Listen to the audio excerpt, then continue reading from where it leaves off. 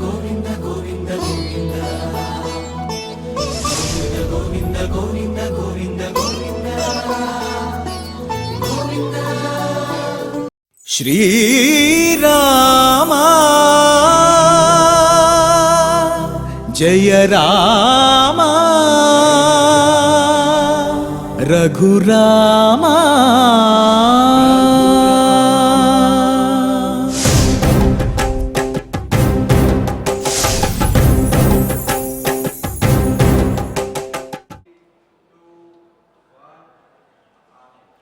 ఓం నమో వెంకటేశాయ.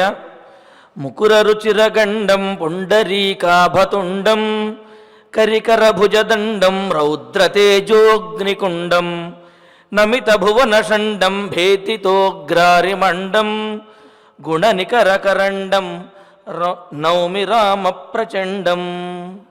సుందరమైనటువంటి చెక్కిళ్ళు కలిగినటువంటి వాడు, పద్మము వంటి ముఖమండలముతో అందమైనటువంటి వాడు, ఆజానుబాహుడు, లోకములన్నింటి చేత కూడా నమస్కరించబడేటటువంటి వాడు, సద్గుణములకు గని వంటి వాడు, యుద్ధములో రౌద్రాకారం దాల్చినటువంటి ప్రచండమైనటువంటి పరాక్రమం కలిగినటువంటి శ్రీరామచంద్రునికి నమస్కరిస్తూ తదభిన్న స్వరూపుడైనటువంటి శ్రీవారి యొక్క అనుగ్రహంతో భక్తులందరూ కూడా సకల సంపదలతోటి తొలతూగాలి అని ఆకాంక్షిస్తూ తిరుమల తిరుపతి దేవస్థానం వారు ఈ కలియుగ వైకుంఠంలో నిర్వహిస్తున్నటువంటి శ్రీమద్ రామాయణం బాలకాండ పారాయణ కార్యక్రమంలో నేటికి మనం 155వ రోజులో ప్రవేశించాము.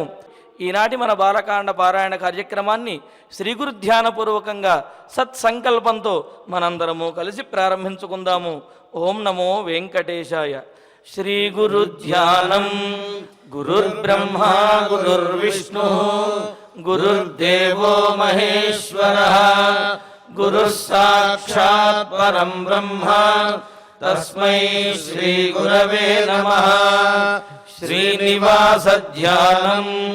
శ్రీ వెంకటాచలాధీశం శ్రియాధ్యాసిత వక్షసం శ్రితచేతన మందారం శ్రీనివాసమహం భజే.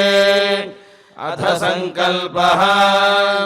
శ్రీమదాదివరాహ క్షేత్రే విరాజమానస్య శ్రీ పద్మావతీ జానే అఖిలాండకోటి బ్రహ్మాండ నాయకస్య శ్రీరామచంద్ర రూపాంతరస్య భగవతః శ్రీ వెంకటేశ్వర స్వామిన సన్నిధౌ హనుమత్ సీతా లక్ష్మణ భరత శత్రుఘ్న పరివార సమేత శ్రీరామచంద్ర పరబ్రహ్మణః పరిపూర్ణానుగ్రహేణ అస్మిన్ భువనే అతిశీఘ్రమేవ విశూచికాగ్రిమే వినాశనార్థం భారతవర్షస్య అభివృద్ధౌ నిమగ్నానాం విద్యా విత్త వాణిజ్య కృషి వైద్య వైజ్ఞానిక దేశరక్షణాది రంగేషు విద్యమానానాం ఆస్తిక మహాజనానాం సర్వేషాం సకుటుంబానాం ఆయురారోగ్యైశ్వర్య సద్బుద్ధిత్యాది సర్వశుభఫల ప్రాప్త్యర్థం తేషాం సర్వతోముఖాభివృద్ధి ద్వారా శ్రీరామరాజ్యస్య పునర్వ్యవస్థాపనార్థం అనూఢానాం శీఘ్రమేవ వివాహసిద్ధ్యర్థం దంపతీనాం అనుకూల దాంపత్య సిద్ధ్యర్థం సంతానార్థినాం శీఘ్రమేవ సత్సంతాన ప్రాప్త్యర్థం తతః పితృదేవతా ప్రీత్యర్థం గో సంరక్షణార్థం చ సకల సంపత్ప్రదే శ్రీమద్వాల్మీకి రామాయణాంతర్గతే బాలకాండే యథాశక్తి श्लोकव्याख्यानपुरःसरम् 18 सर्गश्लोकपारायणम् तथा श्रीमद्योगवासिष्ठे विशूचिका महामारी निवारकस्य महामन्त्रस्य पारायणम् श्रीधन्वन्तरि मन्त्रपारायणम् च अन्योन्यसाहाय्येन आचार्यमुखेन करिष्यामहे। श्रीवाल्मीकि प्रार्थना। वाल्मीकिर्मुनिसिंहस्य कवितावनचारिणः शृण्वन् रामकथानादम् को न याति परां गतिम्। श्री प्रार्थना। यत्र यत्र रघुनाथकीर्तनम् तत्र तत्र कृतमस्तकाञ्जलिम् बाष्पवारि परिपूर्णलोचनम् मारुतिम् नमत राक्षसान्तकम्। श्रीरामायण प्रार्थना। वेदवेद्ये परे पुंसि जाते दशरथात्मजे वेदप्राचेतसादासीत् साक्षात् रामायणात्मना। श्रीराम प्रार्थना। आपदामपहर्तारम् दातारम् सर्वसम्पदाम् लोकाभिरामम् श्रीरामम् भूयो भूयो नमाम्यहम्। श्रीरामचन्द्र परब्रह्मणे नमः। अथ श्रीमद् रामायणे बालकाण्डे 18 सर्गः। श्री गुरुभ्यो नमः। श्री वेंकटेश चरणौ शरणं प्रपद्ये। श्रीरामाय नमः। सराज्ञो दर्शनाकांक्षी द्वाराध्यक्षानुवाचः शीघ्रमाख्यातमां प्राप्तं कौशिकं गाधिनन्दनम्। అది దశరథ మహారాజు గారి సభా ప్రాంగణం. మొత్తం ఆ మహలంతా సూది వేస్తే కింద పడితే వినిపించేంతటి నిశ్శబ్దం. లోపల దశరథ మహారాజు గారు తమ గురువులతో మండలితో ఆంతరింగంగా ఒకానొక సమావేశాన్ని నిర్వహిస్తున్నారు. ఆ సందర్భంలో రాజుగారి ఆ ఆంతరంగిక మందిరానికి బయట నుంచి లెక్క పెడితే 5 ప్రాకారాలు ఉంటాయట.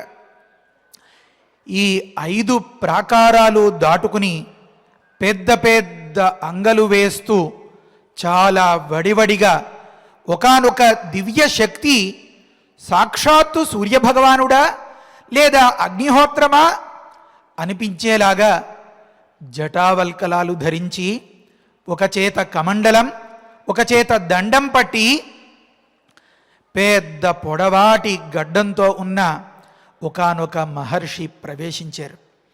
ఎవరు ఆయన అంటే విశ్వామిత్రుల వారు.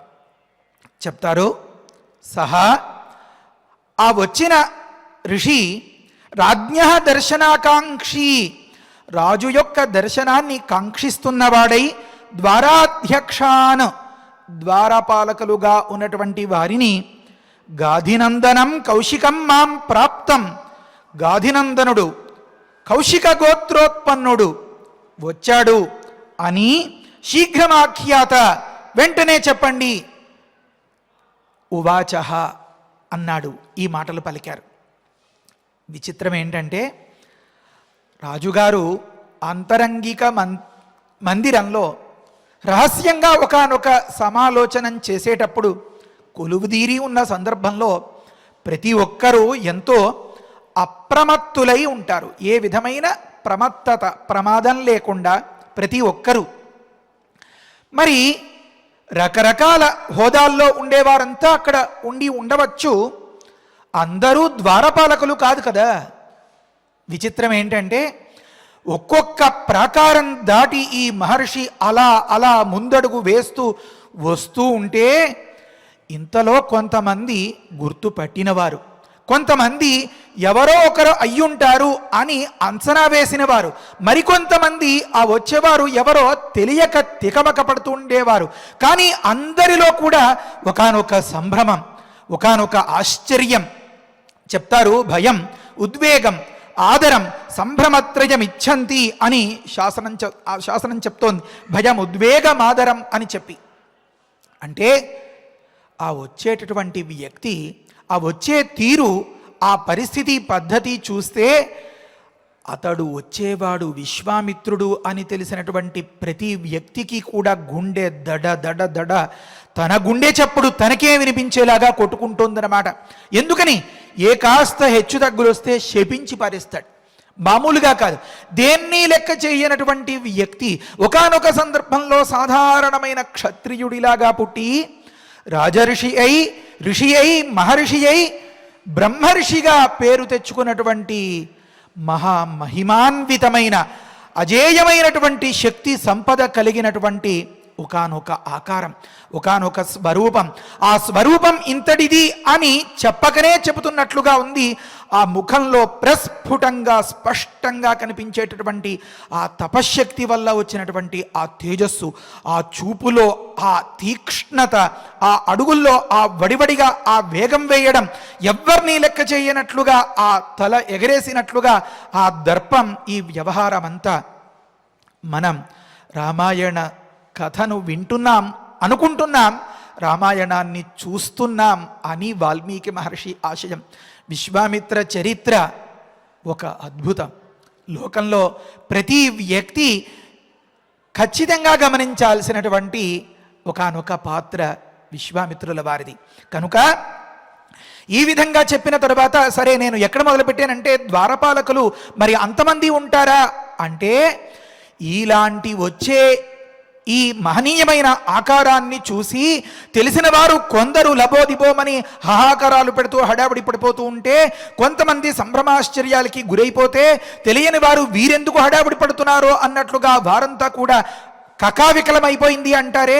ప్రశాంతంగా ఉన్న ఒకానొక సందర్భంలో ఏదైనా ఒకానొక సభలోకి మరో దగ్గరికి ఏదో పాము వచ్చిందండి అని చిన్నగా ఒక మాట ఎవరైనా అనేటప్పటికల్లా అమ్మో అని చెప్పి కూర్చుని దగ్గర నుంచి లేచి ప్రతివాడు మైకు దగ్గర ఉండాల్సిన వాడు కింద ఉండాల్సిన వాడు మైకు వీడి ఒళ్ళో వాడు వాడిని వీడు పట్టుకుని అలా దండం పట్టుకోవలసిన వాడేమో స్తంభం పట్టుకుని స్తంభానికి దగ్గరగా ఉండి విల్లంబులు పట్టుకోవలసిన వాడేమో దండం పట్టుకుని, మరి వీరిద్దరిని భయంతో వణికిపోయేవాడు ఇంకొకటి పట్టుకుని అలా కకావికలమైపోయిందట ఆ ప్రాంగణం అంతా. అయిపోతే ఇందులో ద్వారపాలకులు ఎవరు కానివారు ఎవరు తేల్చుకోలేని పరిస్థితిలో వీరంతా కూడా ద్వారపాలకుల్లాగే అతడికి ఎదురుగా ఆ గుమ్మానికి అటు ఇటు చేరిపోయిన సందర్భంలో ద్వారాధ్యక్షాను ఉన్నవారందరూ కూడా ద్వారపాలకులుగా ఉన్న సందర్భంలో వారిని సూచించేరట. ఎవరైనా అయితే మామూలుగా మేము వచ్చేమో అని, రాజుగారి దర్శనం కోరుతున్నామో అని నివేదించండి అంటారు. ఇంకాస్త పరిచయస్తులైతే పలానాలాగా వారి విజిటింగ్ కార్డో ఏదో వగైరా ఇచ్చి చెప్పండి అని అనొచ్చు. మరి విశ్వామిత్రులు వారు ఏం చేశారంటే ఆజ్ఞాపించారని చెప్పారు. తర్వాత దానిలో వస్తుంది చోదితా అని ఒకానొక మాట. అలాంటి సందర్భంలో అక్కడ కకావికలమైపోయి అందరూ ద్వారపాలకుల్లాగా, అందరూ సేవకుల్లాగా, అందరూ చేతులు కట్టుకుని అలా చిన్న పిల్లలాగా విశ్వామిత్రుల మాటకు అలా చెవులు రెక్కించి ఏం చెప్తారు, ఏం జరగబోతోంది అని ఎదురు చూసేటటువంటి తరుణంలో ఈ రకంగా ఆజ్ఞాపించారట. ఎందుకు ఇంతలా స్పందించాల్సి వచ్చింది అంటే, ఇంతవరకు మన రామయ్య విషయంలో, భరతుడి విషయంలో, లక్ష్మణ శత్రుఘ్నుల వీరి విషయంలో ఎంతో సంతోషకరంగా అలా సాపీగా సాగిపోతున్నాయి రోజులన్నీ. మరి విశ్వామిత్రుల వారు వచ్చారు అంటే ఏదైనా ఒకానొక పిడుగు పడేలాంటి సందర్భం వచ్చేస్తుందేమో, లోపల ఏమో ప్రభువు మంచి రహస్యమైనటువంటి మంతనాల్లో ఉన్నారు. ఏ పరిస్థితుల్లో నన్ను డిస్టర్బ్ చేయడానికి అంటారు కదా, కలచి వేయడానికి, ఏ వార్త తీసుకురావడానికి వీర్లేదు అని తగు శాసనాల్ని జారీ చేసి అక్కడ ఎంతో ఉల్లాసంగా, ఎంతో దీర్ఘదర్శనంతో విచారించుకుంటూ ఉండేటటువంటి ఆ సందర్భంలో చెప్పాలా మానాలా? చెబితే రాజుగారు చంపేస్తారేమో, చెప్పకపోతే ఈయన చూపులకే చచ్చిపోతామేమో ఇక్కడ అనిపించేలాగా ఉందన్నమాట ఆ తరుణం, ఆ వాతావరణం అంతా కూడా. అలాంటి సందర్భంలో తచ్ఛ్రుత్వా వచనం తస్య రాజ్ఞో వేష్మ ప్రదుద్రువు సంభ్రాంత మనస సర్వే తేన వాక్యేన చోదితా. విచిత్రం గమనించండి. మామూలుగా అయితే ఎక్కడైనా సేవకులు ఆ ద్వారపాలకులు వారు ఉంటే ఒకరిద్దరు ఇక్కడ ఉండి అయ్యా మీ ఐడెంటిటీ కార్డో ఏదో ఇవ్వండి నేను లోపల చూపించి వస్తాను అని చెప్పి మాత్రమే వెళ్తారు. ఇక్కడ పరిస్థితి లబోదిబో అనుకుంటూ గుండెలు అరిచేతిలో పెట్టుకుని ఉన్నారేమో వీరంతా కూడా. తస్య ఆ వచ్చినటువంటి వ్యక్తి యొక్క తద్వచనం ఈ రాజశాసనంలాగా ఉన్నటువంటి ఈ మాటను శ్రుత్వా విని సర్వే వారందరూ కూడా తేన వాక్యేన చోదితా అతడి ఆజ్ఞకు కట్టుబడిన వారైనట్లుగా చోదితా ప్రేరేపింపబడిన వారై. ఈ చోదనము అనేది వేదం దగ్గర రాజుల దగ్గర మాత్రమే వ్యవహరింపబడుతూ ఉంటుంది. దానికి శాసనం అని పేరు అన్నమాట. చోదన లక్షణార్థో ధర్మ అని జైమిని మహర్షి కూడా ఒకానొక ప్రేరణ అని చెప్పడం కోసం, శాసనం అని చెప్పడం కోసం చోదన అని చెప్పారు అన్నమాట. వేదం శాసిస్తుంది, ప్రభువు శాసిస్తారు. ప్రకృతంలో ఈ వచ్చినటువంటి వ్యక్తి శాసిస్తున్నారన్నమాట. కనుక సర్వే మొత్తమంతా కూడా కట్టకట్టుకుని తేన వాక్యేన చోదిత. ఎందుకని ఇక్కడ కూడా ఒక కారణం చెప్తారు. ఏదైనా ఒకనొక భయానకమైనటువంటి పరిస్థితి ఉందనుకోండి, మీరు అందరూ వెళ్ళిపోతే ఎలాగరా, నాకు కూడా చాలా భయం, నేను ఒక్కడనే అయిపోతాను అని చెప్పి నెమ్మదిగా అడుగులో అడుగు వేసుకుంటూ వీడు కూడా వచ్చేస్తాడు. ఉండరా నీకేం పర్వాలేదు, నేను ఇప్పుడే కబురు చెప్పొస్తాను అంటే ఇక్కడ ఉండగలగద్దు, వీడి పై ప్రాణాలు పైనే పోతాయి. ఆ భయంతో బిక్క చచ్చిపోయి ఉన్నాడు. ఈ పరిస్థితుల్లో నేనంటే నేను వీరంతా కూడా అక్కడి నుంచి బయలుదేరేస్తే సంభ్రాంత మనసహ లోపల ఈ ఇంతకు ముందు అనుకున్నట్లు భయంతో కొంతమంది, ఉద్వేగంతో కొంతమంది, ఆదుర్ద అనమాట ఒకనొక ఆదరంతో కొంతమంది అన్నారు. ఎందుకండి ఆదరం, ఇంతలా భయపడిపోతున్నారు, అందరూ అటు ఇటు పరుగులు పెట్టేస్తున్నారన్నారే. మరికొంతమంది, అందరూ ఒకే మాదిరి కాదు, కొంతమందికి ఒక విధమైనటువంటి విజ్ఞానం వివేకం ఉంటుంది కదా. వచ్చిన వ్యక్తి ఎవరు తరువాతి మాటలో చదువుకోబోతాం. ఆ మాటను పరిశీలిస్తే ఇక్కడ జరిగేటటువంటి తరుణాన్ని గురించి ఆలోచిస్తే ఆ వచ్చిన వ్యక్తి యొక్క అంతరంగమేమో మనకి బోధపడుతుంది. కనుక కొంతమందికి హాబలే మంచి ఒకనొక శుభ సందర్భం ఏర్పడబోతోంది అనే ఆదరం కనిపించిందట. వారంత సంతోషంగా నవ్వు ముఖంతో రాజుగారి దగ్గరికి వెళ్ళారట. ఈ రకంగా సంభ్రాంత మనస్కులై రాజ్ఞ వేష్మ ఆ అంతఃపురంలో ఆ రహస్య మందిరం దగ్గరికి ప్రదుద్రువు పరుగున వారంతా కూడా వెళ్ళారు అని చెప్తారు. ప్రదుద్రువు అన్న మాటని సవ్యంగా పూర్తిగా మనం అనువాదం చేసుకోవాలి అంటే వడివడిగా ఒకరినొకరు తోసుకుంటూ వాళ్ళ కాళ్ళల్లో వీళ్ళు, వీళ్ళ కాళ్ళల్లో వాళ్ళు పడిపోతున్నట్లుగా తడబడిపోతూ పడుతూ లేస్తూ పరుగున అక్కడికి వెళ్ళి ఆయాసంతో ఆ మహారాజు గారు ఎదురుగా అలా నిలబడి ఉన్నారన్నమాట వారు. ఆ సందర్భంలో తరువాతి శ్లోకం. తే గత్వా రాజభవనం విశ్వామిత్ర ఋషిం తదా ప్రాప్తమావేదజామాసు నృపాయ ఐక్ష్వాకవే తదా అంటారు.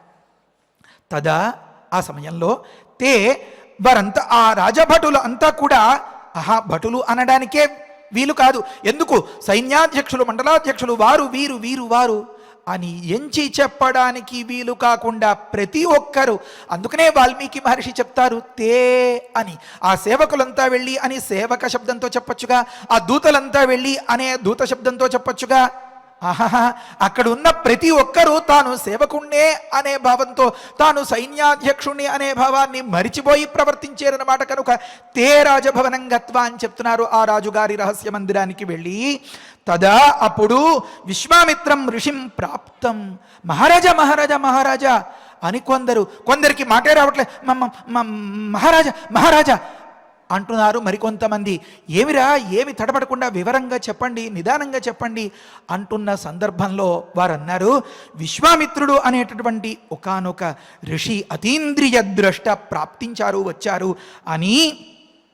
ఐక్ష్వాకవే నృపాయ ఆవేదజామాసు. ఇక్కడ ఇంకొక చిన్న ఆశ్చర్యం, అంటే వాల్మీకి మహర్షి రచన కావ్య సౌందర్యం ఎంత అద్భుతంగా ఉంటుందంటే, దశరథుడి గారికి చెప్పారు అని అనొచ్చుగా, అనలేదు.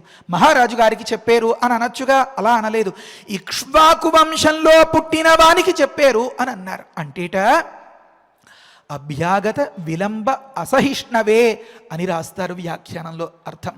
ఇక్ష్వాకు వంశం మొత్తం మీద ఎవరైనా ఒకానొక పని మీద గుమ్మంలోకి వచ్చిన క్షణంలో కనుక కబురు రాజుగారికి చేరకపోతే వారి సంగతి తేల్చేస్తారట. ఆ భటులను ఎంత మాత్రం ఉపేక్షించరట. ఎందుకని ఎందుకని? ఇక్కడ కూడా ఇంకొక ధర్మశాస్త్రం ఉంది. ఏమంటే అభ్యాగతుడు అంటే అనుకోకుండా అప్పటికప్పుడు వచ్చినటువంటి వ్యక్తి ఎన్నో శుభాల్ని, ఎన్నో సంపదల్ని, ఎంతో పుణ్యాన్ని మనకి ధరపోస్తాడు. అతడు మన నిర్లక్ష్యం వల్ల ఒక్క క్షణకాలమైనా సరే అక్కడ ఎదురు చూడాల్సి వస్తే అక్కడ నిట్టూర్పులు విడుస్తూ అయ్యో ఎప్పటికిరా నాకు ఈ సమావేశం కలుగుతుంది అని కనుక అనుకున్నట్లయితే 2 పనులు జరుగుతాయన్నారు. ఏమా 2 పనులు అంటే ముందు ఇచ్చిపుచ్చుకోవడం అన్నమాట. ఆ అభ్యాగతుడి యొక్క సకల పాపాలు ఈ యజమానికి రాసేస్తాట చిత్రగుప్తుడు. ఈ యజమాని చేసిన ఏ జన్మలో చేసినదైనా ఏకాస్తైన పుణ్యలేశం ఉంటే ఆ వచ్చినదంతా ఆ అభ్యాగతుడు ఆ ప్రతీక్ష చేసి ఉసూరుమంటూ నిట్టూర్పు విడుస్తున్నటువంటి అతడికి రాసేస్తాట. కనుక అమ్మో పుణ్యం ఖాళీ అయిపోతుంది అని చెప్పి గుండెలు రాసుకుంటూ వచ్చిన వ్యక్తిని ఆదరంగా గౌరవంగా ఆహ్వానించి కూర్చోపెట్టి తరువాత మన కార్యక్రమం ఏదైనా ఉంటే అయ్యా 1 నిమిషంలో వస్తాను అని చెప్పి వెళ్ళాలి తప్ప వస్తే వచ్చేళ్ళే ఓ మూల పడుంటాడు, మనం మాట్లాడదాం నిదానంగా, ఇప్పుడు వాడితో మనకేం అవసరం లేదు అనేలాంటి కుటిలమైన కుయుక్తులు ఎంత మాత్రం ఉపయోగించకూడదు అని ఈ ధర్మాన్ని నరాన జీర్ణించుకున్న వంశం ఇక్ష్వాకు వంశం. ఆ ధర్మ సూక్ష్మాన్ని తెలుపడం కోసం వాల్మీకి మహర్షి చేసిన ప్రయోగం ఏమి?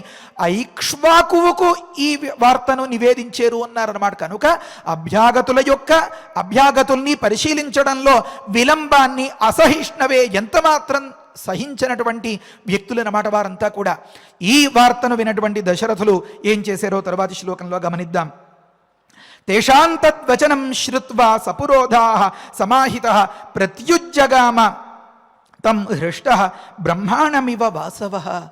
ఒకానొక మహనీయుడు ఎంతో రమణీయమైనటువంటి ఎంతో సంతోషకరమైనటువంటి వాతావరణం జరుగుతూ ఉండగా ఆ సందర్భంలో మన ఇంటికి తలవని తలంపుగా పిలువని పేరంటానికి వచ్చినట్లుగా వచ్చారు అంటే ఇప్పుడు వాడితో మనకేం పెద్ద పని లేదులే, వాడిని కాసేపు అలా ఉండమను అని అనుకోకూడదు. అదృష్ట దేవత తన తలుపు తట్టినట్లు అని నీతి శాస్త్రం చెప్తోంది.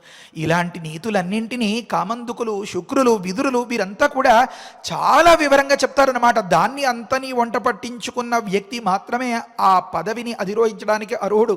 కనుక రాజనీతి అనేది రాజులకు చాలా ముఖ్యంగా తెలియాలి. ఈ రాజనీతిలో ఏదో పిల్లి మీద ఎలకెక్కించడం, ఎలక మీద పిల్లెక్కించడం, లేకపోతే ఎవరిని ఎలా కోల్దొయ్యాలి, ఎవరిని ఎలా విడగొట్టాలి, ఎవరిని ఎలా మన వైపుకి లాక్కోవాలి, ఇలాంటి దుర్మార్గపు నీతులు మాత్రమే కాదు.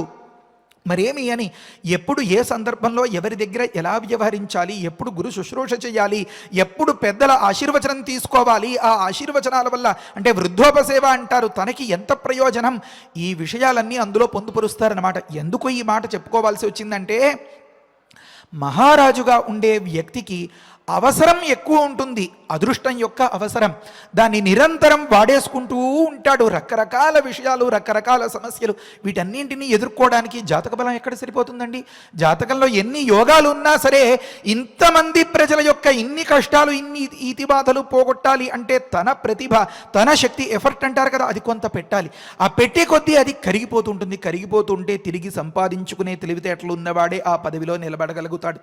కనుక తిరిగి సంపాదించుకోవాలంటే ఈయన దీక్షలు బట్టి అడవులకు వెళ్ళిపోయి శ్రీరామ ఏదో జపం చేస్తాను, నేను హోమం చేస్తాను అంటే వీలు కాదు. మరి ఎక్కడ క్షణకాలం కూడా తీరుబడి లేని అవిశ్రాంతంగా ఉండే పరిపాలనా బాధ్యత కదా. ఆ సందర్భంలో ఎవరెవరి ద్వారా ఏ ఏ రకములైనటువంటి మంగళాశాసనాలు అందుతాయో వాటి కోసం సిద్ధంగా ఉండి ఆ ఆశీర్వచనాలు పొందుతూ మాత్రమే అజేయంగా అక్కడ నిలబడగలుగుతాడు అని నీతి శాస్త్రం చెప్తుందన్నమాట. కనుక పెద్దలను సేవించడం, గురువుల ఆశీర్వచనం పొందడం, దేవతారాధనం చేయడం, మొత్తం దేవతారాధనం అంతా చేయలేకపోతే కనీసం ఆ పూర్ణాహుతి వేళటకో ఆ మంగళహారతి వేళటకో వచ్చి ఆ హారతి అద్దుకోవడం, ఇటువంటి వాటి వల్ల కరిగిపోతున్న తన పుణ్య రాశిని తిరిగి చేకూర్చుకునేటటువంటి ఒకానొక దివ్యమైన ఉపాయాన్ని బాగా ఎరిగినటువంటి వ్యక్తి మన దశరథ మహారాజు. కనుక అనుకోకుండా తలవని తలంపుగా ఎదురైనటువంటి ఈ మంగళకరమైన సన్నివేశానికి ఏమన్నారు అక్కడ? తేషాం తద్వచనం శ్రుత్వా సపురోధాః సమాహితః హృష్టః. గుండెల నిండా ఆనందం పొంగుకొస్తుంటే ఎందుకంతలా ఇంత మంచి సన్నివేశం ఈ మాటలన్నీ అనుకుంటున్నాం అంటే పిల్లలు లేరు అనుకున్నంత కాలం ఎన్నో బాధలు పడ్డారు. 60,000 సంవత్సరాలు దాటిన తరువాత అయినా సరే ఏదో ఆలస్యమైనా సరే అందమైనటువంటి ఫలితం దక్కినట్లుగా ఇలాంటి పుత్రరత్నాలు కలిగారు.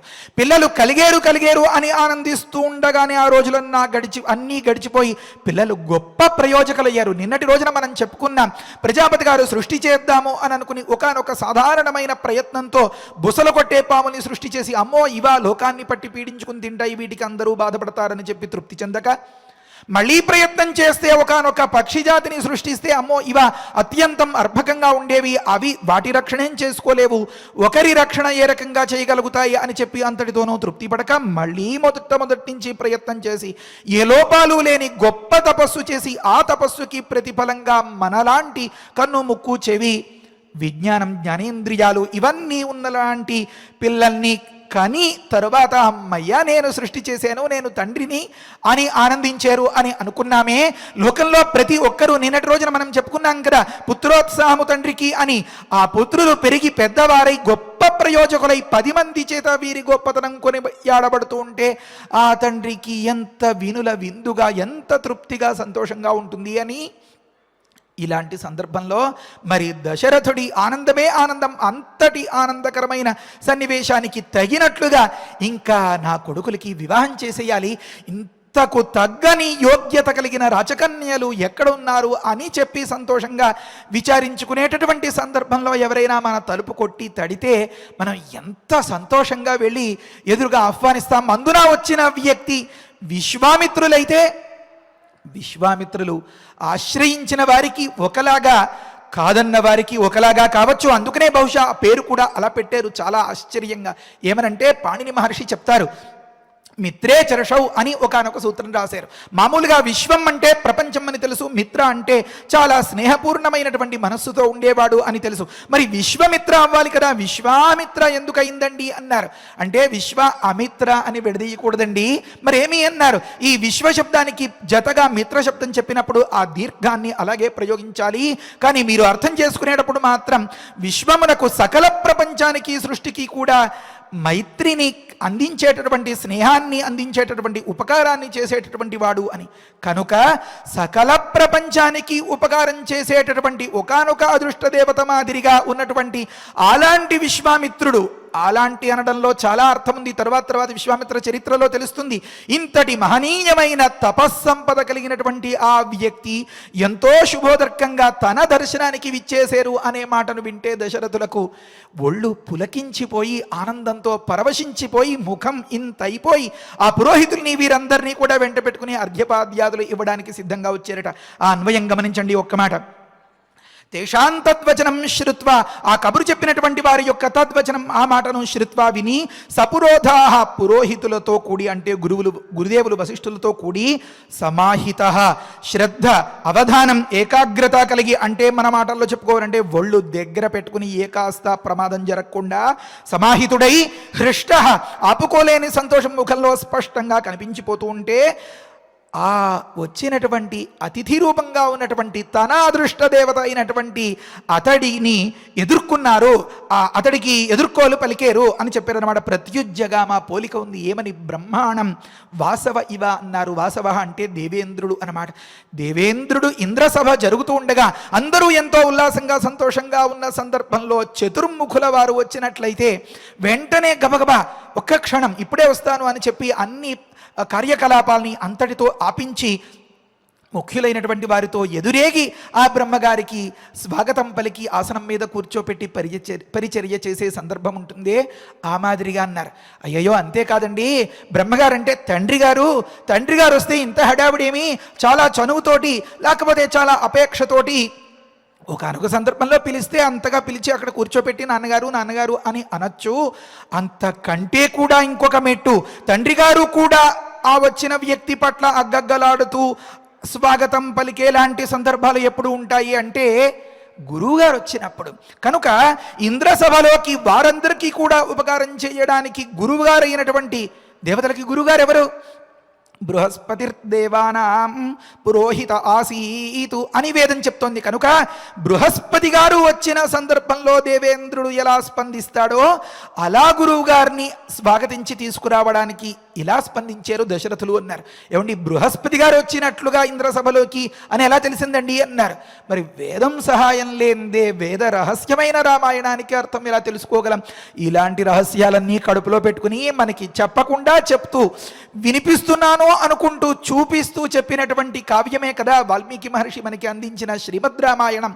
కనుక ఒక దగ్గర చెప్తారు బృహస్పతిర్దేవానాం బ్రహ్మ అని ఉందన్నమాట. కనుక దేవతలకు బ్రహ్మగారుగా ఉన్నటువంటి ఆ బృహస్పతి అని అక్కడక్కడ కథలో అలా చెప్తే, అలాంటి ఇంద్రసభలోకి విచ్చేసిన బ్రహ్మగారిలాగా అన్నప్పుడు మనం కూడా పురోహితుల్ని గురుగారిని వారిని బ్రహ్మగారు వచ్చారు అని అనుకుంటూ ఉంటాం కదా. కనుక దేవేంద్రుడికి నిరంతరం ఉపకారం చేసి మంగళాశాసనం చేసేటటువంటి ఆ దేవ పురోహితుడైన బృహస్పతి గారు అనేలాంటి బ్రహ్మగారు వస్తే ఏ రకంగా దేవేంద్రుడు స్పందిస్తాడో ఆ రకంగా బ్రహ్మాణం వాసవ ఇవ ఈ దశరథ మహారాజు వారికి ఎదురేగి స్వాగతాన్ని చెప్పారట. తర్వాతి శ్లోకం తం దృష్ట్వా జ్వలితం దీప్త్య తాపసం సంశితవ్రతం ప్రహృష్టవదనో రాజా తతః అర్ఘ్యం ఉపహారయతు. ఎంత నీతో, ఎంత ధర్మశాస్త్రమో, ఎంత రాజనీతో, అడుగడుగున ఎంత లౌక్యమో. విశ్వామిత్ర చరిత్ర వింటే అబ్బబ్బబ్బబ్బ అన్ని రహస్యాలు తెలుస్తాయి. రాబోయే కథంతా అటువంటిదే. ఏమని అంటే తం దృష్ట్వా అని ఉంది కదా, తతః అలా ఎదురెగిన తర్వాత దీప్త్యా తన తపస్సు వల్ల వచ్చినటువంటి ఆ అఖండమైన తేజస్సుతో జ్వలితం అలా వెలుగుతున్నటువంటి అగ్నిహోత్రంలా ఉన్నటువంటి తాపసం కఠోరమైనటువంటి నియమాలతో తపస్సు చేసినటువంటి తాపసుడైనటువంటి సంశితవ్రతం. సంశిత అంటే తీక్ష్ణమైన, వ్రత అంటే నియమాలన్నీ కలిగినటువంటి, ఏ సమయంలోనూ కూడా తన నియమాన్ని తప్పించుకోకుండా విడిచిపెట్టకుండా ఎంత ఆపదలో అయినా సరే నియమానికి కట్టుబడి ఆ తేజస్సును ఆ తపస్సును దాని ప్రతిఫలాన్ని ఇంతింతలుగా చేసినటువంటి వ్యక్తి అన్నమాట. ఆ కథలో అంతా మనం బాగా పరిశీలిస్తే తెలిసిన అంశాలని చిన్ని మాటలుగా గోరుముద్దులుగా ఇక్కడ చెప్పేస్తున్నారు వాల్మీకి మహర్షి. దీన్ని బాగా అర్థం చేసుకోగలిగితేనే తరువాత విశ్వామిత్ర చరిత్ర విన్నప్పుడు ఓహో ఎందుకనా ఈ మాట చెప్పారు అనే విషయాలు తెలుస్తాయి. కనుకనే అతడు సకల ప్రపంచానికి కూడా మిత్రుడు కాగలిగాడనమాట. ఎలాగా ఏదో వాళ్ళు వీళ్ళు చూస్తున్నారు కదా అని చెప్పో ఫోటోల కోసమో 10 మందిలో గుర్తింపు కోసమో చేసేటటువంటి తపస్సు పెట్టుకునేటటువంటి నియమమే కాదు, కపటంతో పాటించిన దానిని భగవంతుడు జగన్నాటక సూత్రధారి ఆయన ఎలా హర్షిస్తాడు. కనుక ఈ నాటకాలేమీ ఆయనకి తెలియదా? కనుక వ్రతం అనేది సంశితంగా తీక్ష్ణంగా ఉన్నప్పుడే నువ్వు చేసేటటువంటి జపం రామ రామ రామ రామ రామ 2 అక్షరాలైనా అది ఎంతో ఫలితాన్ని ఇస్తుందన్నమాట. కనుక సంశితవ్రతం తం దృష్ట్వా అతన్ని చూసి రాజా ప్రహృష్టవదన ముఖంలో కొట్టొచ్చినట్టు స్పష్టంగా కనిపించేలాంటి ఆ ఆనందం నిండిపోయిన సందర్భంలో అర్ఘ్యం ఉపహారయతు, చేతులు కడుక్కోవడానికి ఇచ్చేటటువంటి గౌరవం కోసం సూచనగా ఇచ్చేటటువంటి ఏ నీరైతే ఉంటుందో దాన్ని అర్ఘ్యం అంటారు. అందుకనే హస్తజో అర్ఘ్యం సమర్పజామి. ఈనాటి సందర్భంలో మనకేదో శానిటైజ్ చేసుకున్నారా, చేతులు కడుక్కున్నారా అని అనడం కాదు. మరి ఆనాటి నుంచే అభ్యాగతుడైనటువంటి అతిథికి గురుదేవులకి అర్ఘ్యం ఇచ్చి ఆదరించి లోపలికి తీసుకురావాలి అని ఉందన్నమాట. అర్ఘ్యం వెంట పాద్యం ఇదంతా కూడా ఎవరివ్వాలి, ఎవరిచ్చారు అంటే అక్కడ చెప్తారు ఉపహారయతు అన్నారు. మరి ఇలాంటి దానికోసమే వ్యాకరణ పరిచయం. ఎందుకని? ఉపాహరతో అంటే ఇచ్చను అనర్థం, ఉపహారయతో అంటే ఇప్పించను అనర్థం. వచ్చినటువంటి వాడు ఒకానొక సందర్భంలో తన కమ్యూనిటీ తన స్వజాతి అయ్యుండొచ్చు, కానీ ఆ సందర్భం నుంచి రాజర్షి నుంచి మహర్షి నుంచి బ్రహ్మర్షిగా అయినటువంటి బ్రహ్మ విద్యా సంపన్నుడు, గాయత్రీ మంత్రానికి అధిష్టాత దర్శనం చేసినటువంటి వ్యక్తి విశ్వామిత్రుల వారు. అలాంటి బ్రహ్మర్షికి తన చేత్తో ఇచ్చి అతడి గౌరవాన్ని అతడి తాహతుని తగ్గిస్తాడా దశరథుడు? కానీ కాదు. మరి ఎవరి ద్వారా? వశిష్ఠుల వారి ద్వారా ఇప్పించారనమాట. దీని వెనకాల ఒక పెద్ద లౌక్యం ఉంది. ఏమని? ఒకానొక సందర్భంలో తపస్సు చేసి బ్రహ్మర్షి పదాన్ని పొందాలి అనుకున్నటువంటి విశ్వామిత్రుడు ఎవరితో పోటీ పెట్టుకున్నాడు? మరి ఆ కథలన్నీ వస్తాయి. దాన్ని దృష్టిలో ఉంచుకుని వశిష్ఠుల వారి చేత అర్ఘ్యం ఇప్పిస్తే అమ్మో ఈయన కాస్త చల్లబడతాడు, ప్రశాంతం అవుతాడు అనేటటువంటి భావనం అన్నమాట. మనం కూడా ఏదైనా ఒక కార్యాలయంలో పని ఉన్నప్పుడు కాస్త పెద్దవాళ్ళని వెంట పెట్టుకుని మనం ఇచ్చే బహుమతే ఆయన ద్వారా ఇప్పించి మనం పెట్టుకునే అర్జీయో అతడి ద్వారా కాస్త ఆ విజ్ఞాపనం చేయిస్తే కాస్త మెత్తబడి వెంటనే అతడు సానుకూలంగా స్పందిస్తాడు అని లోకంలో అనుకుంటూ ఉండడం కద్దు కదా. ఆ రకంగా ఇచ్చేవి 2 నీళ్లే. ఆ వచ్చిన వారు అతిథే, తాను మహారాజు, తన చేత్తో ఇస్తే అది తగ్గించినట్లవుతుంది కనుక బ్రహ్మర్షిత్వాన్ని నిలబెట్టేందుకు బ్రహ్మర్షి అయినటువంటి వశిష్ఠుల ద్వారా ఆ అర్ఘ్యాన్ని ఇప్పించేరట. ఆ సందర్భంలో చెప్తారు, మామూలుగా అయితే అర్ఘ్యపాద్యాదులు ఇచ్చేటప్పుడు పాద్యం పాద్యం పాద్యం అని 3 సార్లు అంటారు, అర్ఘ్యం అర్ఘ్యం అర్ఘ్యం అని 3 సార్లు అంటారు. ఇది శాస్త్రం అన్నమాట. 3 సార్లు చెప్తే చాలా గౌరవం. కానీ రామాయణ కల్పవృక్షంలో దగ్గర వర్ణిస్తారు, అక్కడ ప్రతి వ్యక్తి కూడా అర్ఘ్యం ఎక్కడ అర్ఘ్యం ఎక్కడ అర్ఘ్యం ఎక్కడ అని 3 సార్లు అన్నట్లుగా, అర్ఘ్యం అర్ఘ్యం అన్నట్లుగా ఆ మహలంతా కూడా ప్రతిధ్వనించేస్తోందిట. పాద్యం పాద్యం పాద్యం అన్నట్లుగా ప్రతిధ్వనించేస్తోందిట. అన్నది ఒక దశరథ మహారాజు గారు అయ్యి ఉంటారు. కానీ వారందరి నోళ్లలోనూ అదే మాట, వారందరి నోళ్లలోంచి బయటకు వచ్చినటువంటి ఆ మాట ఆ గోడల్లోంచి ప్రతిధ్వనించి అదే మాట. దీన్ని అంతని గమనిస్తున్నారు విశ్వామిత్రుల వారు. సరే, తర్వాత ఏం జరిగింది? తర్వాతి శ్లోకం, సరాజ్ఞ ప్రతిగృహ్య అర్ఘ్యం శాస్త్రదృష్టేన కర్మణ కుశలంచ అవ్యయంచైవ పర్యపృచ్ఛన్ నరాధిపం. ఎంత లౌక్యమో గమనించండి విశ్వామిత్రుల వారిది. సహజమైనటువంటి ఆ పుట్టుకతో వచ్చిన రాజసం ఎక్కడి పోతుంది? పోదు. చాలా సూక్ష్మంగా గమనించాలి. ఒకానొక కోణంలో పరిశీలిస్తే వారు మహర్షులు, బ్రహ్మవేత్తలు, వారి మధ్య ఇలాంటి భావాలు ఏమీ ఉండవు. ఇది ఒకవైపు. మరి ఒక కోణంలో చూస్తే మనకి నేర్పించడం కూడా కొంత అవసరం కనుక వాల్మీకి మహర్షికి ఆ లౌక్యాన్ని అలా అలా అందిస్తున్నారన్నమాట. వచ్చిన వారు ఎవరు? విశ్వామిత్రులు. వారు జన్మతః ఎవరు? క్షత్రియులు. ఇప్పుడు బ్రహ్మవేత్త అయినా సరే ఇప్పుడు ప్రకృతంలో అర్ఘ్యం ఇచ్చినది ఎవరు? వశిష్ఠుల వారు. అలాంటి వశిష్ఠుల వారి ముందు ఏ విధమైన కుప్పిగంతులకి అవకాశం లేకుండా చేతులు కట్టుకుని తోక ముడిచి పారిపోయేలాంటి సందర్భాలన్నీ జరిగిపోయాయి. తరువాతి కథ తరువాత మనం చదువుకోబోతాం, కానీ ఇప్పటికే అయిపోయింది అదంతా. సరే, అలాంటి సందర్భంలో విశ్వామిత్రులు తనకి అర్ఘ్యమిచ్చినటువంటి వశిష్ఠుల వారిని, అయ్యా కులసగా ఉన్నారా అని అడగచ్చు కదా. అడగలేదు. వశిష్ఠుల వారు అర్ఘ్యం ఇస్తూ ఉంటే వారిని కాదని, అంటే వారిని పట్టించుకోనట్లుగా రాజుగారిని పలకరిస్తున్నారన్నమాట. నాకు అవసరం నీతోనే సుమా అని చెప్పినట్లుగా, ఇచ్చేవర్లే అర్ఘ్యం సరే అన్నట్లుగా ఒక చిన్నపాటి లౌక్యం అందులో తెలుస్తోంది మనకి. ఏమని? సరాజ్ఞ ప్రతిగృహ్య అర్ఘ్యం.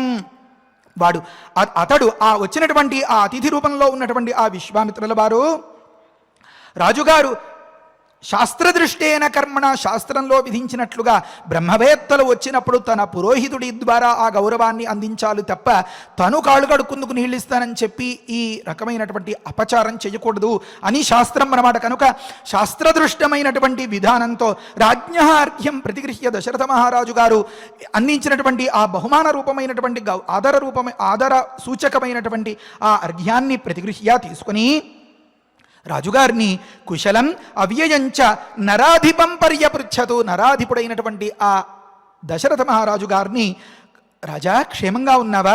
రాజా నీకు ఏ వ్యయం అంటే ఏ కీడు కష్టం లేదు కదా అని చెప్పి పర్యపృచ్ఛతు అన్నారు. ఇది పరిప్రశ్న. మొట్టమొదట చెప్పుకునేటప్పుడు మనం అనుకున్నాం, నారదం పరిపప్రచ్ఛ అని చాలా అరుదుగా ఈ మాటను వాడుతూ ఉంటారు. ఏమని?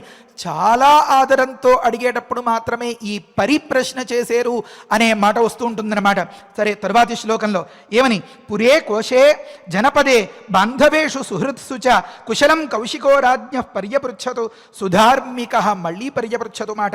ఏమనంటే సుధార్మిక, పరమ ధర్మబుద్ధి కలిగినటువంటి, ఎంతో ధర్మనిష్ట కలిగినటువంటి ఆ కౌశికుడు విశ్వామిత్రుడు రాజ్ఞ పురే, మహారాజు గారి యొక్క పట్టణంలో, మహారాజు గారి కోశాగారంలో, మహారాజు గారి యొక్క పల్లెల్లో, రాజుగారికి చెందినటువంటి ఆ రాజ్యానికి చెందిన జనపదంలో, పల్లెల్లో, మహారాజు గారికి సంబంధించినటువంటి బంధువర్గంలో, అలాగే సుహృత్సుచ స్నేహవర్గంలో కూడా, స్నేహిత వర్గంలో కూడా కుశలం పర్యపృచ్ఛదు. వీరందరికీ కూడా క్షేమమే కదా అని, వీరంతా కూడా సుఖంగా ఉన్నారు కదా అని అడిగారట. అంటే వచ్చిన వ్యక్తి ఆ అర్ఘ్యం పాద్యం దాన్ని తీసుకున్న సందర్భంలో, నాకు రైలుకి వేళైపోతుంది, నేను పలానా పని మీద వచ్చాను, నాకు కాస్త పలహారం సిద్ధం చేస్తే, నువ్వు పలానా పని చేస్తే నేను బయలుదేరేస్తాను అని అనకూడదు. వచ్చిన వ్యక్తి ఈ గౌరవాన్ని తీసుకుంటూనే, అయ్యా ఇంట్లో అందరూ కులసగా ఉన్నారా?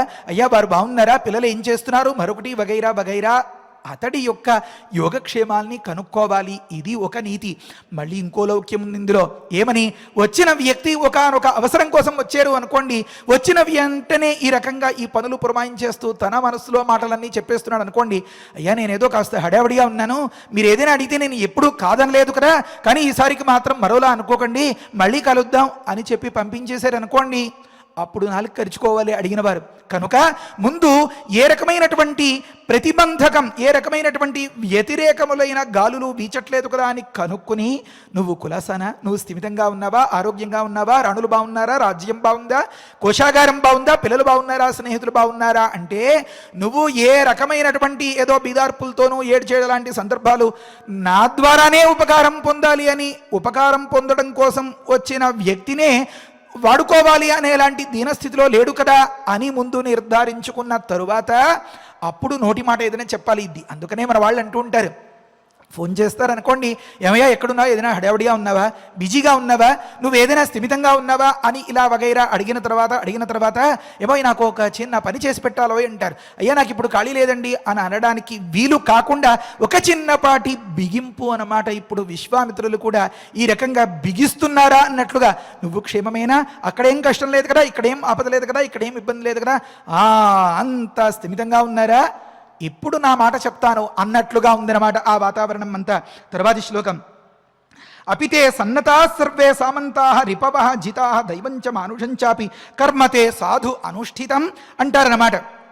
అంటే సామంతరాజులు అంటే ఒకానొక సందర్భంలో నీ మీదకు ఆ పోరాటాన్ని ప్రకటించి, యుద్ధాన్ని ప్రకటించి నీ బలంలో ఓడిపోయిన వారు సామంతరాజులు అన్నమాట.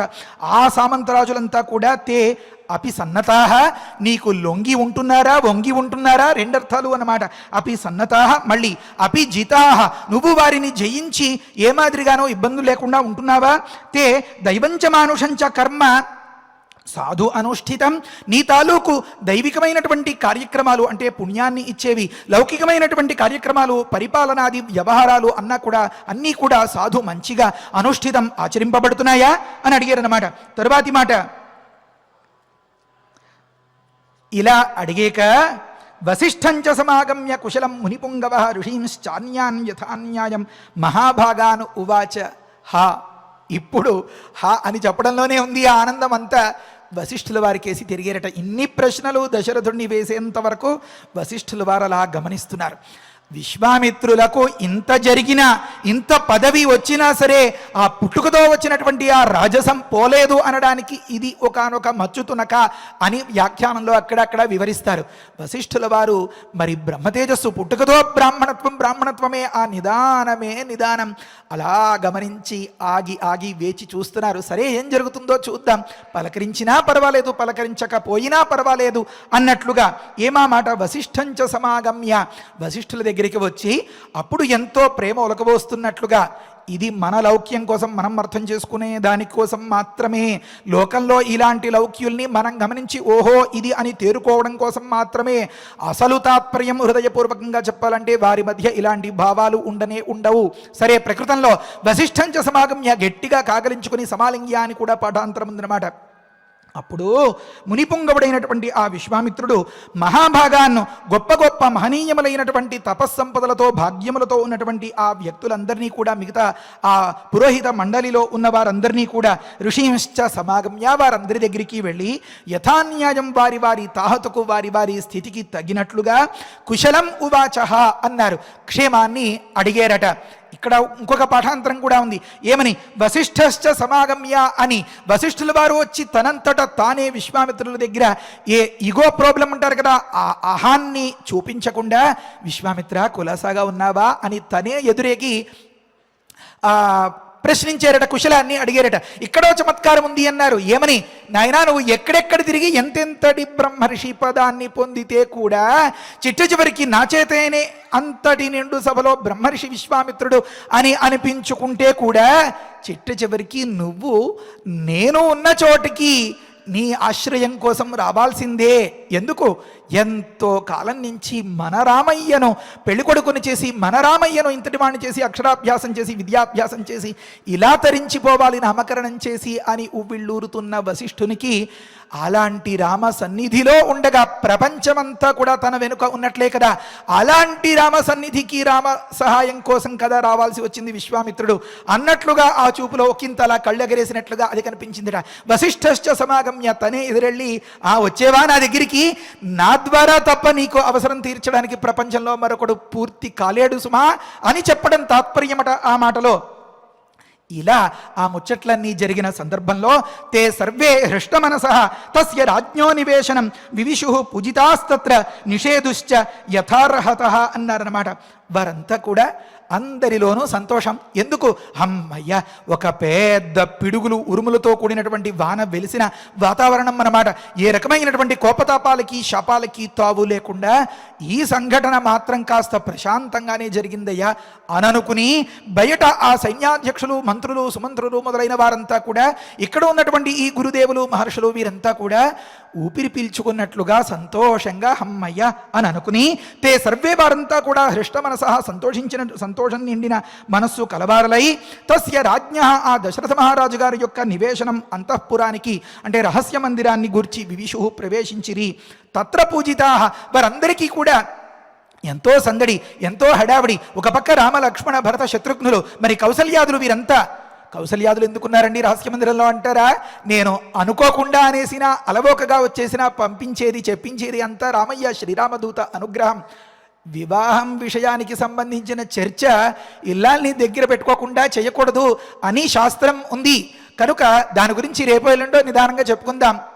సరే, ప్రకృతంలో కనుక తన ఇల్లాళ్ళందరితోటి, రాణులందరితోటి కలిసి ఈ చర్చ చేస్తున్నాడు అనే దానిలో చాలా ఔచిత్యం ఉంది కనుక వీరందరికీ తగినంతటి ఆసనాలు చూపించి అలా కూర్చోపెట్టి ఆసీనులను చేసి మరొక్కసారి వారందరికీ కూడా సాష్టాంగ నమస్కారం చేసి అంజలి ఘటించి తదుపరి కథ రేపటి రోజున చెప్పుకుందాం. ఇలాంటి శుభప్రదమైనటువంటి సన్నివేశం, పిల్లలు కలిగిన ప్రతి తల్లిదండ్రులు వారు ప్రయోజకులైనటువంటి ఆనందం, వారు ప్రయోజకులైనదే తడవుగా వారికి వివాహ ప్రయత్నాలకి తగినంతటి ఆనుకూల్యం, ఆ ఆనుకూల్యాన్ని సూచిస్తున్నట్లుగా అలాంటి మీరు నమ్ముకున్న ఆ గురుదేవుల మంగళాశాసనాలు వీరందరికంటే కూడా పురుషోత్తముడు, సర్వోత్తమంగా ఉన్నటువంటి మన శ్రీరాముడు మన అందరినీ కూడా అనుగ్రహించి రక్షించుగాక. హరజే నమః. స్వస్తి. పారాయణ చేసుకుందాము. సరాజ్ఞః దర్శనాకాంక్షీ ద్వారాధ్యక్షాన్ ఉవాచః శీఘ్రమాఖ్యాత మాం ప్రాప్తం కౌశికం గాధినందనం సరాజ్ఞః దర్శనాకాంక్షీ ద్వారాధ్యక్షాన్ ఉవాచః శీఘ్రమాఖ్యాత మాం ప్రాప్తం కౌశికం గాధినందనం తచ్ఛ్రుత్వా వచనం తస్య రాజ్ఞో వేష్మ ప్రదుద్రువుః సంభ్రాంతమనసః సర్వే తేన వాక్యేన చోదితాః తచ్ఛ్రుత్వా వచనం తస్య రాజ్ఞో వేష్మ ప్రదుద్రువుః సంభ్రాంతమనసః సర్వే తేన వాక్యేన చోదితాః తే గత్వా రాజభవనం విశ్వామిత్రం ఋషిం తదా ప్రాప్తమావేదయామాసుః నృపాయ ऐक्ष्वाकवे तदा ऐक्ष्वाकवे तदा ते गत्वा ते गत्वा राजभवनं विश्वामित्रं ऋषिं तदा प्राप्तं आवेदयामासुः नृपाय ऐक्ष्वाकवे तदा तेषां तद्वचनं श्रुत्वा सपुरोधाः समाहितः प्रत्युज्जगाम तं हृष्टः ब्रह्माणमिव वासवः तेषां तद्वचनं श्रुत्वा सपुरोधाः समाहितः प्रत्युज्जगाम तं हृष्टः ब्रह्माणमिव वासवः तं दृष्ट्वा ज्वलितं दीप्त्या तापसं संसितव्रतं प्रहृष्टवदनः राजा ततोर्घ्यम् उपहारयत् तं दृष्ट्वा ज्वलितं दीप्त्या तापसं संसितव्रतं प्रहृष्टवदनः राजा ततोर्घ्यम् उपहारयत् सराज्ञः प्रतिगृह्यार्घ्यम् शास्त्रदृष्टेन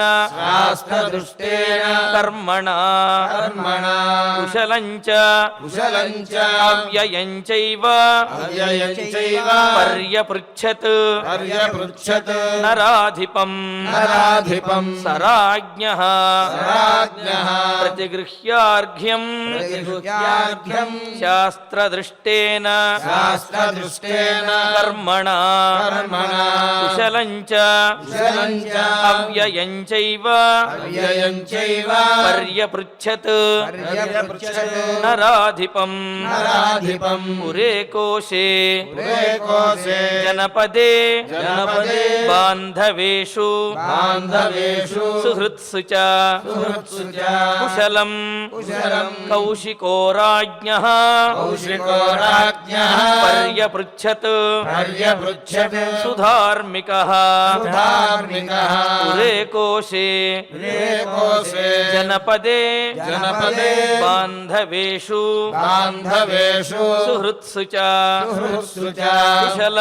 कुशलं कौशिको राज्ञः पर्यपृच्छत् सुधार्मिकः अपि ते सन्नताः सर्वे सामन्ताः रिपवोजिताः दैवञ्च मानुषञ्चापि कर्मते साध्वनुष्ठितम् अपि ते सन्नताः सर्वे सामन्ताः रिपवोजिताः दैवञ्च मानुषञ्चापि कर्मते साध्वनुष्ठितम् वसिष्ठञ्च समागम्य कुशलं मुनिपुङ्गवः ऋषींश्चान्यान् यथा न्यायम् महाभागान् उवाचः वसिष्ठञ्च च సమాగమ్య కుశలం మునిపుంగవః ఋషీంశ్చాన్యాన్ యథా న్యాయం మహాభాగాన్ ఉవాచః ఏ సర్వే హృష్టమనసః తస్య రాజ్ఞః నివేశనం వివిషుః పూజితాస్తత్ర నిషేదుశ్చ యథార్హతః ते सर्वे हृष्टमनसः तस्य राज्ञः निवेशनं विविशुः पूजितास्तत्र निषेदुश्च యథార్హతః దశరథ మహారాజు తమ గురువులతోటి అందరితోటి కూడా ఈ తన పుత్రుల యొక్క వివాహం గురించి చర్చించే సమయంలో బ్రహ్మర్షి అయినటువంటి ఆ విశ్వామిత్ర మహర్షి ఏం చేశారు? విశ్వామిత్ర మహర్షి వచ్చిన వెంటనే అందరూ కూడా సంభ్రమాశ్చర్యాలకు అదేవిధంగా కొంత భయానికి కూడా లోనయ్యారు. అదేవిధంగా దశరథ మహారాజు తనంతట తాను స్వయంగా వచ్చి విశ్వామిత్రుడికి సకల సపర్యలు కూడా చేసి ఆహ్వానించారనే విషయాన్ని మనం చక్కగా తెలుసుకున్నాము. మరి విశ్వామిత్రుడు ఋషి అయినప్పటికీ ఆయన గురించి ఎందుకు వీరందరూ అంత భయపడుతున్నారు? ఆయనకి అంత క్రోధం ఎందుకు వస్తుంది అంటే కవులు చాలా చమత్కారంగా చెబుతూ ఉంటారు. తపసా సంక్రాంతేపి బ్రహ్మత్వే స్థానివద్భావేన క్షాత్రకార్యం నజహాతి అని అంటారు కవులు. అంటే తపస్సుతోటి నిష్ఠతోటి బ్రాహ్మణత్వాన్ని ఆ ఋషిత్వాన్ని బ్రహ్మర్షిత్వాన్ని పొందినప్పటికీ కూడా పూర్వం ఏదైతే ఉందో ఆ క్షాత్రం తేజ, ఆ తేజస్సు ఇంకా ఈ ఋషిలో పోలేదుట. అప్పుడప్పుడు కూడా ఆ క్షాత్రధర్మంగా ఆ క్షత్రియత్వంతో కోపాన్ని కూడా ప్రదర్శిస్తూ ఉంటారట. అగ్నికి వాయువు తోడైనట్టుగా ఈ బ్రాహ్మం తేజ క్షాత్రతేజం రెండూ కలిశాయి అంటే కనుక తట్టుకోవటం కష్టం కావున అందరూ కూడా విశ్వామిత్రుని చూస్తే భయపడుతూ ఉంటారు అని చెప్పి చక్కగా చమత్కారంగా చెబుతారు. మరి అటువంటి పుణ్యాత్ముడు బ్రహ్మర్షి అయినటువంటి విశ్వామిత్రుని యొక్క గొప్పతనాన్ని తెలియజేసే ఈ శ్లోకాలని మరొక్కసారి పారాయణ చేసుకుందాం. సరాజ్ఞో దర్శనాకాంక్షి ద్వారాధ్యక్షానువాచః శీఘ్రమాఖ్యాతమాం ప్రాప్తం కౌశికం గాధినందనం తచ్ఛ్రుత్వా వచనం తస్య రాజ్ఞో వేష్మ ప్రదుద్రువుః సంభ్రాంతమనసః సర్వే తేన వాక్యేన చోదితాః తే గత్వా రాజభవనం విశ్వామిత్రమృషిం తదా ప్రాప్తమావేదయామాసుః నృపాయైక్ష్వాకవే తదా తేషాం తద్వచనం శ్రుత్వా సపురోధాః సమాహితః ప్రత్యుజ్జగామతం హృష్టః బ్రహ్మాణమివ వాసవః తం దృష్ట్వా జలితం దీప్త్యా తాపసం సంసితవ్రతం ప్రహృష్టవదనో రాజా తతోర్ఘ్యముపహారయత్ సరాజ్ఞః ప్రతిగృహ్యార్ఘ్యం శాస్త్రదృష్టేన కర్మణా కుశలం చావ్యయం చైవ పర్యపృచ్ఛన్నరాధిపం పురే కోశే జనపదే బాంధవేషు సుహృత్స శుశ్రూత్సు చ బాంధవేషు శుశ్రూత్సు చ కుశలం కౌశికో రాజ్ఞః కుశలం కౌశికో రాజ్ఞః పర్యపృచ్ఛత్సు ధార్మికః పర్యపృచ్ఛత్సు ధార్మికః అపి తే సన్నతాః సర్వే అపి తే సన్నతాః సర్వే సామంతారిపవోజితాః సామంతారిపవోజితాః దైవం చ మానుషం చాపి దైవం చ మానుషం చాపి కర్మ తే సాధ్వనుష్ఠితం కర్మ తే సాధ్వనుష్ఠితం వసిష్ఠం చ సమాగమ్య వసిష్ఠం చ సమాగమ్య కుశలం మునిపుంగవః కుశలం మునిపుంగవః ఋషీంశ్చాన్యాన్ యథా న్యాయం ఋషీంశ్చాన్యాన్ యథా న్యాయం మహాభాగానువాచః మహాభాగానువాచః ते सर्वे हृष्टमनसः ते सर्वे हृष्टमनसः तस्य राज्ञो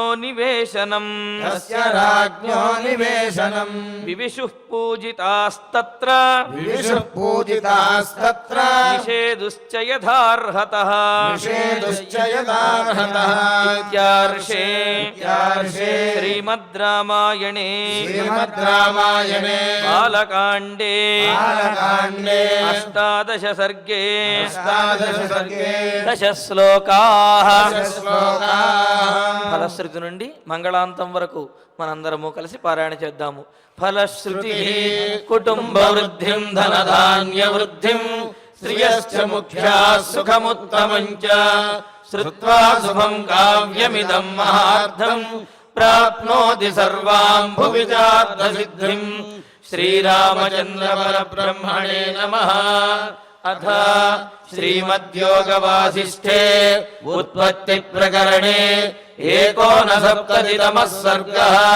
శ్రీవసిష్ఠ ఉవాచ అథ వర్షసహస్రేణ తాం పితామహ ఆయయౌ దారుణం హి తపస్సిద్ధ్యై విషాగ్నిరపి శీతలః మనసైవ ప్రణమ్యైనం సా తథైవ స్థితా సతి కోవరః క్షుచ్ఛమాయాలం ఇది చింతాన్వితా భవతు ఆస్పృతం ప్రార్థయిష్యేహం వరమేకమిమం విభుం అనాయసీ చాయసీ చ శ్యామాం జీవసూచికా అస్యోక్యాదివిధా సూచిః భూత్వా లక్ష్యా విశామ్యహం ప్రాణినాం సహ సర్వేషాం హృదయం సురభిర్యథా యథాభిమతమేతేన గ్రసేయం సకలం జగత్ క్రమేణ క్షుద్వినాశాయ క్షుద్వినాశః పరం సుఖం ఇది సంచింతయంతీం తాం ఉవాచ కమలాలయః. అన్యా దృశ్యాస్తదా దృష్ట్వా స్థలితాభ్రనవోపమం బ్రహ్మోవాచ పుత్రికర్కటికే రక్షకులశైలాభ్రమాదికే ఉత్తిష్ఠత్వం తు దుష్టోస్మి గృహాణాభిమతం వరం. కర్కట్యువాచ భగవన్ భూతభవ్యేశ శ్యామహం జీవసూచికా అనాయసీ చాయసీ చ విధేర్పయసి చేద్వరం. శ్రీవసిష్ఠ ఉవాచ ఏవమస్తి దితాముక్త్వా పునరాహ పితామహ సూచికా సోపసర్గాత్వం భవిష్యసి విసూచికా సూక్ష్మయా మాయయా సర్వలోకహింసాం కరిష్యసి దుర్భోజనా దురారంభా మూర్ఖా దుస్థితయశ్చ యే దుర్దేశవాసినో దుష్టాః తేషాం హింసాం కరిష్యసి ప్రవిశ్యాహృదయం ప్రాణైః పద్మప్లీహాదిబాధరాత్ వాతలేఖాత్మికా వ్యాధిః భవిష్యతి విసూచికా సగుణం విగుణం చైవ జనమాసాదయిష్యసి గుణాన్విత చికిత్సార్థం మంత్రోయంతు మయోచ్యతే. బ్రహ్మోవాచ హిమాద్రేరుత్తరే పార్శ్వే కర్కటీ నామ రాక్షసి విసూచికాభిధానాస నామ్నాప్యన్యాయబాధికా తస్యాహ మంత్రః ఓం హ్రీం హ్రాం హ్రీం రాం విష్ణుశక్తయే నమః. ఓం హ్రీం హ్రాం హ్రీం రాం విష్ణుశక్తయే నమః. ఓం హ్రీం హ్రాం హ్రీం రాం विष्णुशक्तये नमः। ॐ नमो भगवति विष्णुशक्तिमेनाम्। ॐ हर हर नय नय पच पच मध मध उत्सादय उत्सादय दूरे कुरु स्वाहा। हिमवन्तं गच्छ जीव सह सह सह चन्द्रमण्डलगतोऽसि स्वाहा। ॐ नमो भगवति विष्णुशक्तिमेनाम्। ॐ हर हर नय नय पच पच मध मध उत्सादय उत्सादय दूरे कुरु स्वाहा। हिमवन्तं गच्छ जीव सह सह सह चन्द्रमण्डलगतोऽसि स्वाहा। ॐ नमो भगवति विष्णुशक्तिमेनाम्। ॐ हर हर नय नय पच पच मध मध उत्सादय उत्सादय दूरे कुरु स्वाहा। हिमवन्तं गच्छ जीव सह सह सह चन्द्रमण्डलगतोऽसि स्वाहा। इति मन्त्री महामन्त्रम् न्यस्य वामकरोदरे मार्जयेदातुराकारम् तेन हस्तेन संयुतः। हिमशैलाभिमुख्येन विद्रुतान्ताम् विचिन्तयेत्। कर्कटीम् कर्कशाक्रन्दाम् मन्त्रमुद्गरमर्धिताम् आतुरम् चिन्तयेच्छन्द्रे रसायनहृदि स्थितम्। अजरामरणम् युक्तम् मुक्तम् सर्वाधिविभ्रमैः। साधको हि शुचिर्भूत्वा स्वाचान्तः सुसमाहितः। क्रमेणानेन सकलाम् प्रोच्छिनत्ति विसूचिकाम्। इति गगनगतः त्रिलोकनाथः गगनगसिद्धगृहीत सिद्धमन्त्रः गतः उपगतशक्रवन्द्यमानः निजपुरम् अक्षयम् आयम् उज्ज्वलश्रीः। इति श्रीमद्योगवासिष्ठे उत्पत्तिप्रकरणे 59तमः सर्गः। अथ धन्वन्तरि ध्यानम् अच्युतानन्द गोविन्द विष्णो नारायणामृत। रोगान्मे नाशयाशेषान् आशु धन्वन्तरे हरे। आरोग्यम् दीर्घमायुष्यम् बलम् तेजोधियम् श्रियम् स्वभक्तेभ्योऽनुगृह्णन्तम् वन्दे धन्वन्तरिम् हरिम्। धन्वन्तरेरिमम् श्लोकम् भक्त्या नित्यम् पठन्ति ये अनारोग्यम् न तेषाम् स्यात् सुखम् जीवन्ति ते चिरम्। ॐ नमो भगवते वासुदेवाय धन्वन्तरये अमृतकलशहस्ताय वज्रजलौघहस्ताय सर्वामय विनाशनाय त्रैलोक्यनाथाय महाविष्णवे स्वाहा। ॐ वासुदेवाय विद्महे सुधाहस्ताय धीमहि तन्नो धन्वन्तरिः प्रचोदयात्। अथ नवग्रह प्रार्थना। आरोग्यम् पद्मबन्धुर्वितरतु नितराम् सम्पदम् सीतरश्मिः। भूलाभम् भूमिपुत्रः सकलगुणयुताम् वाग्विभूतिम् च सौम्यः। सौभाग्यम् देवमन्त्री रिपुभयशमनम् भार्गवः। शौर्यमार्गिः दीर्घायुः सैंहिकेयः। विपुलतरयशः केतुः आचन्द्रतारम्। अरिष्ठानि प्रणश्यन्तु दुरितानि भयानि च। शान्तिरस्तु शुभम् मेस्तु ग्रहाः कुर्वन्तु मङ्गलम्। अथ क्षमा प्रार्थना। यदक्षरपदभ्रष्टम् मात्राहीनम् च यद्भवेत् तत्सर्वम् क्षम्यताम् देव नारायण नमोऽस्तु ते।